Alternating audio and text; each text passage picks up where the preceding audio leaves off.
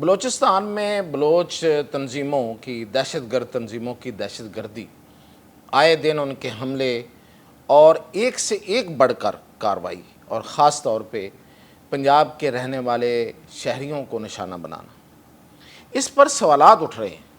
سوال کیا اٹھ رہا ہے کہ کیوں ان لوگوں پر قابو نہیں پایا جا رہا؟ کیا ہماری یہ کیپیسٹی نہیں ہے کہ ان دہشت گردوں پر ہم قابو پا لیں؟ ہم قابو پانا نہیں چاہتے، یا پھر یہ کہ کوئی سیاسی مسئلہ ہے، کچھ سیاسی مصلحتیں ہیں، یا کوئی ایسا گیپ ہے جس کی وجہ سے یہ نہیں ہو رہا؟ کیا سوچا جا رہا ہے؟ کب ان لوگوں کو نتھ ڈالی جائے گی؟ کب یہ لوگ جو ہیں وہ قانون کے دائرے میں آئیں گے اور یہاں پہ امن ہوگا؟ یہ بہت بڑے سوال ہیں اس وقت، اور میں اس پر بھی بات کروں گا کہ ہمیں ترکی سے کیا سیکھنا ہے۔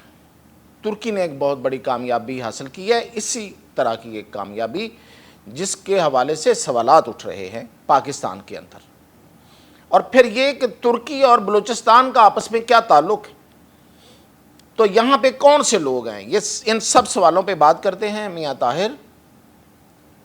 دیکھیں، سب سے پہلے تو یہ جو واقعہ ہوا ہے لیٹسٹ، جس میں 10 لوگوں کو، پنجابی لوگوں کو، جو بس میں سفر کرتا ہے وہ عام آدمی ہوتا ہے، اس کو اتار کے اس کی شناخت کر کے ان کو قتل کیا گیا، اور پھر یہی نہیں ہے، اس پہ ایک کیمپین چلائی جا رہی ہے، لوگوں کو مارنے والے قاتل کیمپین بھی چلا رہے ہیں۔ میں نے پہلے بھی ایک ویلاگ میں کہا تھا کہ یوٹیوبرز کو بند کرنے سے پہلے ان کے اکاؤنٹس بند کریں۔ درجنوں اکاؤنٹس ہیں ٹویٹر پہ، فیس بک پہ، ٹک ٹاک پہ، یوٹیوب پہ، کہاں نہیں ہے؟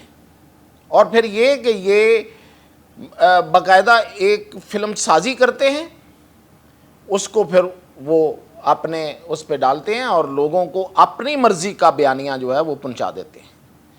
یہ اینیمیشنز بناتے ہیں، یہ خبروں کو ٹویسٹ کرتے ہیں، یہ بریکنگ نیوز چلواتے ہیں۔ دیکھیں ان کے جا کے کہیں اکاؤنٹ، جو کہ ظاہر ہے کہ اسی لیے ہیں کہ لوگ دیکھیں اور اس کے زیر اثر آئیں اور یہ اپنا بیانیہ آگے بڑھا سکیں۔ تو یہ ایک اور ناکامی ہے، یہ ایک اور محاذ پہ ناکامی ہے۔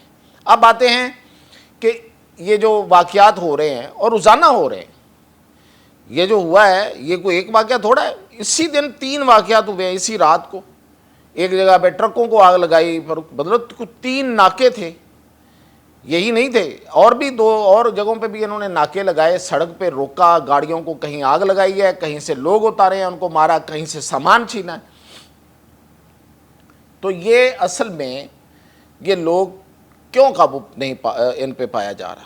تو پہلی بات تو یہ ہے کہ اس میں نو ڈاؤٹ کہ ایک سیاسی مسئلہ ہے، اس کو پہلے ڈسکس کر لیتے ہیں۔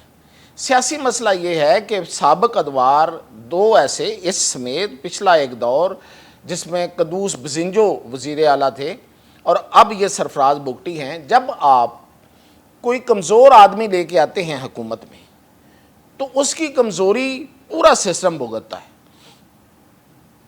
بزنجو بھی ایک کمزور آدمی تھا، کمزور میں کن معنوں میں کہہ رہا ہوں، ویسے تو ہو سکتا بڑا تگڑا بندہ ہو اپنے تئیں اور اس نے کتنا کچھ بنایا ہو، مجھے نہیں پتا۔ اب یہ بندہ جو ہے یہ کیا ہے، اس کے بارے میں بھی مطلب آپ دیکھ سکتے ہیں، لیکن پولیٹیکلی یہ لوگ جو ہیں یہ کمزور لوگ ہیں دونوں، اس سے پہلے بھی ماضی میں بھی ایسا ہوتا رہا ہے۔ تو جب آپ پولیٹیکل بلیک میلنگ میں یا کسی بندے کی، کسی ایک بڑے بندے کی جو فورسز میں رہا ہو، اس کی ایک کارستانی کی وجہ سے جو اصل فورسز ہیں ان کو پیچھے رکھ کے کسی اور کو جتوا کر ایک بندہ جو ہے وہ لا کے سامنے لے آتے ہیں، اور اس کی کمزوری جو ہے وہ پورا سسٹم بھگت رہا ہوتا ہے۔ اب یہ سرفراز بگٹی کیا بیچتا ہے بھائی؟ اس کو کون پوچھتا ہے؟ جو بلوچ سردار ہیں، دیکھیں جہاں پہ جو سسٹم ہوتا ہے اس کے مطابق چلنا پڑتا ہے، جہاں پہ قبائلی سسٹم ہے، جہاں پہ سرداری سسٹم ہے، وہاں پہ آپ کو اسی کے مطابق چلنا ہوگا۔ جب وہ ختم ہوگا تو ہوگا، اب وہ ابھی تو ختم نہیں ہو رہا، تو اس کے مطابق ہی چلنا ہے۔ تو سرداروں میں تو یہی ہوتا ہے، سرداری نظام میں تو بڑا سردار ہی بڑا سردار ہوتا ہے، وہی اپنی بات بنواتا ہے, اسی کی بات چلتی ہے. تو یہ جو سرفراز بگٹی ہیں یہ کتنے بڑے سردار ہیں, ان کی تو کوئی بات ہی نہیں سنتا. 2 مہینے تو ان کی کیبنٹ نہیں بن سکی تھی, کوئی ان کی بات ہی نہیں سن رہا تھا. کوئی کیبنٹ میں نہیں بیٹھتا ان کی, آ کے حاضری نہیں لگواتے, کس کے سامنے بیٹھے. تو وہاں پہ اس سے پہلے بزنجو صاحب جب آئے تو وہ بھی ایسے ہی تھے, وہ تو پتہ نہیں غائب رہتے تھے, کہیں ہوتے ہی نہیں تھے, ان کے اجلاس کہاں ہوتے تھے, وہ اسلام آباد میں رہتے تھے. اب یہ ہوا کہ وہ جو سردار لوگ ہیں وہ ان کی عزت نہیں کرتے. تو جب سردار لوگ ان کی عزت نہیں کرتے تو پولیٹیکل ول جو ہے, حکومت کا ہونا یا نہ ہونا ایک ہی بات. تو جب حکومت نہیں ہے تو پھر یہ صرف اور صرف ایجنسیوں کا کام تھوڑا ہے ان لوگوں پہ قابو پانا. کہیں سے تو پولیٹیکلی بھی آپ کو چیزیں کور کرنا پڑیں گی. تو اس کے لیے بارہا یہ عرض کی جا چکی ہے کہ بھئی آپ جو وقتی مفادات ہیں ان کو پیچھے چھوڑیں, اختلافات کو پیچھے رکھیں اور کسی بڑے سردار کو لے کے آئیں. مولانا فضل الرحمان کے پاس وہ بندہ ہے. جب 1 2 3 دفعہ یہ باتیں سمجھ آ چکی ہیں, طے ہو چکی ہیں, تو اس میں آگے بڑھنے میں کیا مسئلہ ہے. صرف اس لیے کہ وہ پیپلز پارٹی کا بندہ, پیپلز پارٹی ناراض ہو جائے گی تو پیپلز پارٹی کو کہیں کہ آئیں پھر اس مسئلے کا حل نکالیں, پھر وہ نکالیں اس کا حل. اگر ان کے پاس حل نہیں ہے تو پھر پیچھے ہٹ جائیں. تو اس کو تو نکالنا ہے. یہ تو نہیں ہو سکتا کہ یہاں پہ تماشا لگا رہے, انڈین اکاؤنٹس جو ہیں وہ ہماری بےعزتی کرتے رہیں اور لگا کے بتائیں کہ یہ حال ہے اور یہ صوبہ ہے, اور جس کے بارے میں یہ کہہ رہے ہیں ایک دن میں اتنے حملے ہو جاتے ہیں, اتنے لوگ مارے جاتے ہیں, اتنے لوگ جو ہیں وہ اغوا ہو جاتے ہیں, اور اتنے شہر وہ کہتے ہیں, پھر وہ کیا نہیں بولتے. اور وہ ہو بھی رہا ہوتا ہے. وہ اس کو 10 سے ضرب دیتے ہیں, 100 سے ضرب دیتے ہیں اور اس کو بنا کے پیش کرتے ہیں, تو پوری دنیا ہماری طرف دیکھ رہی ہے. تو یہی نہیں ہے, ہمارے اپنے دوست بھی دیکھ رہے ہیں. تو یہ ہے کہ یہ پولیٹیکل گیپ کو دور کرنا پڑے گا. دوسری بات, یہ جو لوگ بیٹھے ہوئے ہیں پہاڑوں میں, یہ پہاڑ کو بہت بڑے پہاڑ نہیں ہیں. جو ان پہاڑوں کو جانتے ہیں وہ کو بہت بڑے پہاڑ نہیں ہیں. ہاں یہ ضرور ہے کہ یہ جو پچھلے اور یہ جو وزیر اعلیٰ اور اس سے پچھلے جو بزنجو ہے اس کے دور میں یہ حکومتی صفوں میں وہ جو اس نظریے اور اس بیانیے کے لوگ ہیں وہ شامل ہو گئے. وہ فیسیلیٹیٹر ضرور ہیں. حکومت ان کو کنٹرول کرنے میں شاید کوئی مدد نہیں کر رہی, جو نہیں کر رہی, بلکہ ان کو فیسیلیٹیٹ کرنے میں مدد ہو رہی ہے, کیونکہ حکومتی مشینری میں ان کے لوگ موجود ہیں. یہ ایک انکشاف نہیں ہے, یہ حقیقت ہے, اور میں اس کا اظہار کئی دفعہ کر چکا ہوں. اب ان پہاڑوں پہ جا کے آپریشن کرنے کے لیے ضروری ہے کہ وہ جو ان کے ارد گرد دیہات ہے ان کو خالی کرایا جائے. اب حکومت یعنی کہ فیڈرل گورنمنٹ اور جو ہماری اسٹیبلشمنٹ ہے وہ اس طرف اس لیے نہیں آنا چاہتی کہ ایک تو وہاں پہ پولیٹیکلی کوئی بندہ ان کو سنبھالنے اس سچویشن کو آگے چل کے, جو کہ ظاہر ہے کہ اگر آپ آئی ڈی پیز بناتے ہیں, لوگوں کو ایک جگہ سے اٹھا کے دوسری جگہ بٹھاتے ہیں, وہ علاقے خالی کرتے ہیں اس لیے کہ تاکہ ہم وہاں پہ ایک سویپنگ آپریشن کر سکیں, تو وہ اس کو سنبھالنا پولیٹیکلی اور باقی وہ کس کی بس کی روگ ہے, کس کا بس کا روگ ہے. وہ ایجنسیاں یا اسٹیبلشمنٹ تو نہیں کرتی ہوتی, وہ تو حکومتیں کرتی ہیں, تو وہ ہے نہیں ہے. اب ان پہاڑوں میں جو میرے پاس خبر ہے وہ یہ ہے کہ یہ جو بلوچ ہیں یہ نہیں ہیں, یہ بہت کم ہیں. یہاں پہ اس وقت جو کاروائیاں کر رہے ہیں یہ وہ ان میں بلوچ ہیں لیکن بہت کم ہیں. اور یہ اب چونکہ ان کا اب وجہ کیا ہوئی ہے, ان کی تیزی کیوں آئی ہے, فرسٹریشن ہو گئی ہے, ارد گرد سے جو گھیرا ہے وہ تنگ ہو گیا. خاص طور پہ ایران نے وہاں سے ان کو دکھیل دیا ہے. وہاں پہ بھی پچھلے دنوں ایک جھڑپ ہوئی تھی اور انہوں نے ایرانی لوگوں کو فورسز کے لوگوں کو مارا تھا, تو اب وہاں سے ان کو دکھیل دیا انہوں نے. ایران سے تو ان کا رستہ بہت حد تک بند ہو گیا ہے. اب یہ چوری چھپے کو رستے انہوں نے ابھی رکھے ہوئے ہیں تو وہ رکھے ہوئے ہیں. ایران بالکل پاکستان کے ساتھ اس پہ ایک 1 پیج پہ ہے. اب یہ لوگ جو شفٹ کر گئے تھے افغانستان کی طرف یہ وہاں سے ہیں, اور یہ ٹی ٹی پی ان کے ساتھ ہے, اور وہ جو امارات اسلامیہ ٹائپ نامی کوئی ایک دہشت گرد تنظیم ہے یہ مل کے کاروائیاں کر رہے ہیں. یہ ایک سنگل بلوچ نہیں ہے. اور پھر اس سے بھی بڑی خبر یہ ہے کہ چونکہ ترکی نے کردوں کو بھی ہتھیار ڈالنے پہ مجبور کر دیا, اس سے آگے میں بات کروں گا, تو وہ کچھ ان کا بھی کوئی ایسا ڈسگرنٹڈ ایلیمنٹ جو نہیں ہتھیار پھینکنا چاہتا, وہ کرد بھی ادھر آئے ہوئے ہیں.